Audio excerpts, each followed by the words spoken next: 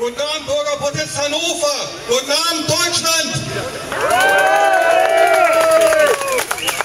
Gegenstände meiner Wortmeldung sind die Benennung von Informationsangeboten im Internet, Burka und islamische Kopftücher, in Klammern Hijab, Al-Amira und Niqab, meine Anschauung zum Islam. Zunächst zu den Informationsangeboten im Internet. Im Internet bin ich auf diverse Informationsangebote gestoßen. Informationsangebote, deren Nutzung ich für sinnvoll halte. Daher möchte ich Ihnen empfehlen, diese Informationsangebote zu nutzen, sofern Sie es noch nicht tun. Es handelt sich um folgende Informationsangebote: Blaue Narzisse, Kompaktmagazin, Kontra-Magazin, der Honigmann, Epoch Times, Junge Freiheit, Top Online, Michael Mannheimer Blog, Metropolico, Preußische Allgemeine Zeitung, Sputnik Deutschland, Michael Stürzenberger Blog, The Blue News. Außerdem möchte ich Ihnen die Bürgerbewegung Pax Europa vorstellen. Auf ihrer Homepage präsentiert sie sich wie folgt. Die Bürgerbewegung Pax Europa e.V. ist eine Menschenrechtsorganisation, die Aufklärungsarbeit über das Grundwesen und die Ziele des Islam leistet. Sie klärt über die vom Islam ausgehenden Menschenrechtsverletzungen auf und mahnt die existenziellen Gefahren an, die vom politischen Machtanspruch des Islams für die freiheitlichen demokratischen Gesellschaften in Deutschland und Europa ausgehen.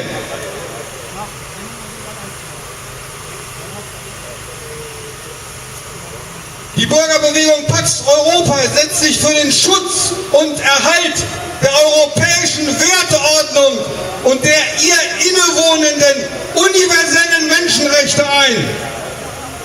Die Arbeit der Bürgerbewegung Pax Europa ist politisch unabhängig und überkonfessionell. Weitere Informationen zu BPE finden Sie im Internet unter Bürgerbewegung Pax Europa.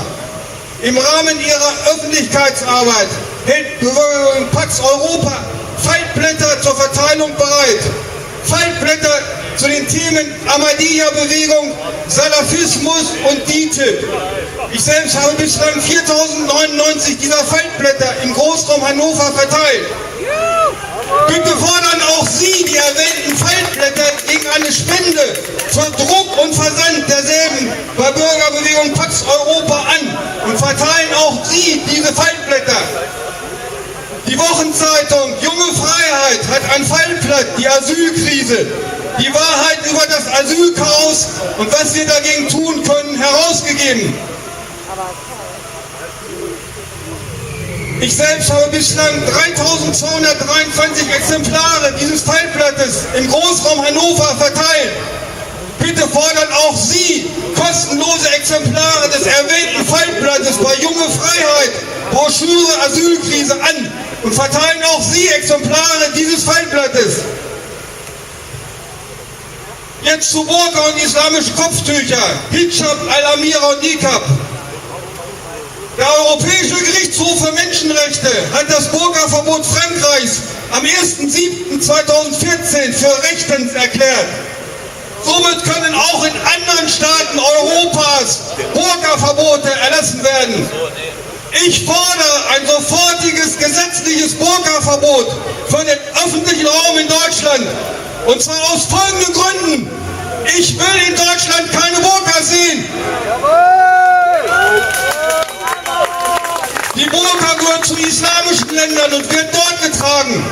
Deutschland ist kein islamisches Land. Also gehört die Burka nicht zu Deutschland. Und also gehört es sich nicht, in Deutschland Burka zu tragen.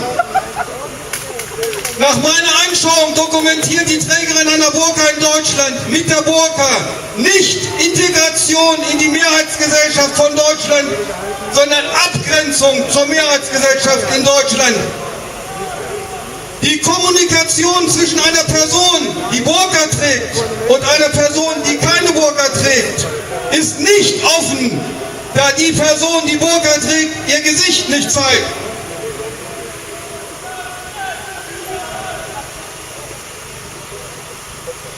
Das Nicht-Gesicht zeigen sowie die Burka sind in Deutschland raum- und kulturfremd.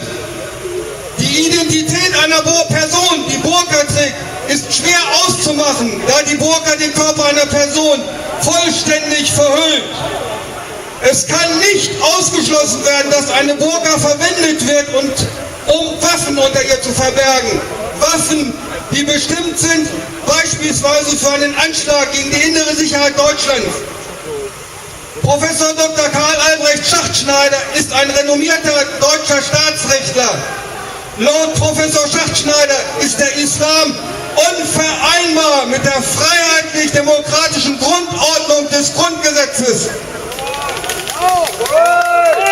Das Tragen einer Burka ist Bekenntnis zum Islam.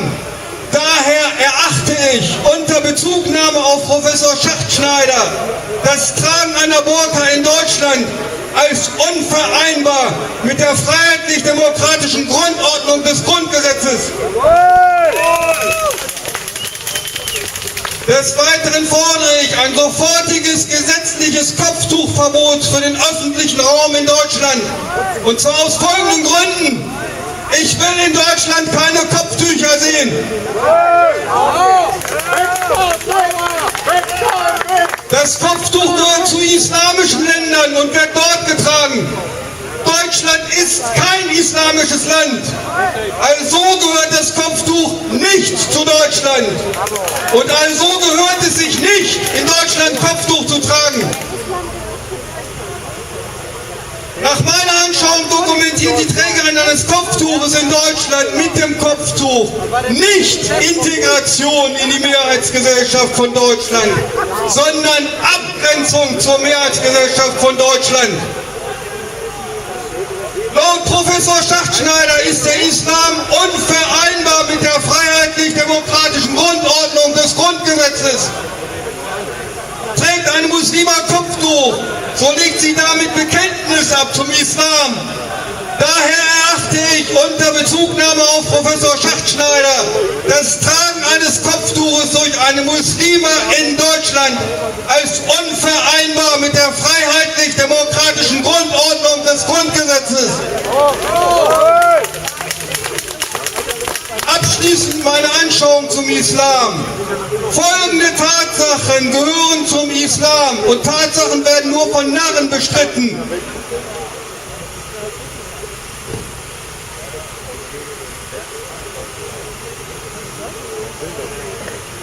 Schächten ist ein betäubungsloses Schlachten von Tieren nach den rituellen Regeln einer Glaubensgemeinschaft. Schächten ist religiöser Brauch im Islam. Im Islam ist die Frau dem Manne untergeordnet. Im Islam erfolgen Zwangsverheiratungen. Im Islam werden Ehebrecherinnen gesteinigt. Im Islam werden Ehebrecher gesteinigt. Im Islam werden Homosexuelle gesteinigt.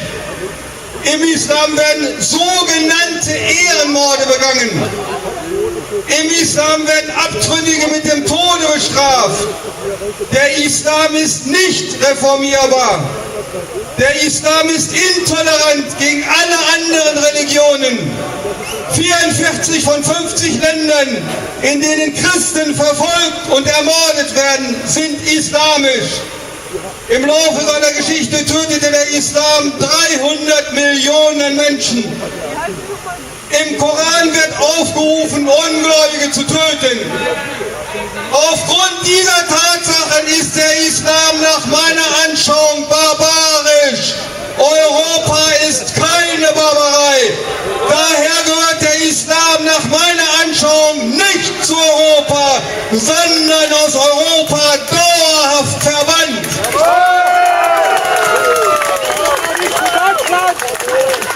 So wie nach meiner Anschauung der Islam nicht zu Europa gehört, so gehört nach meiner Anschauung Merkel nicht zu Deutschland. Daher rufe ich, Merkel muss weg! Merkel muss weg! Merkel muss weg! Merkel muss weg! Merkel muss weg! Merkel muss weg! Merkel muss weg! Merkel muss weg! Danke für Ihre Aufmerksamkeit.